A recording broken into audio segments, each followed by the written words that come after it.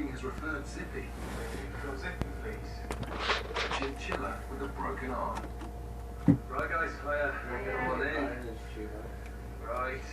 My name's Michael, I'm one of the surgeons. Hello. Now then, nice to meet you both. Howdy. How you doing, buddy? Hello, mate. Whoa. Alright, old man. I got you. How did it happen, guys? We just laid on the shelf, late ready got to do find something,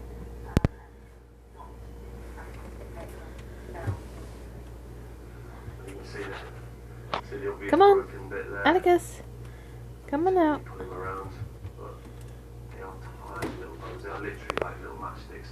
I'm just going to pop it back in there and chin out. All right, Come on, baby. Come on.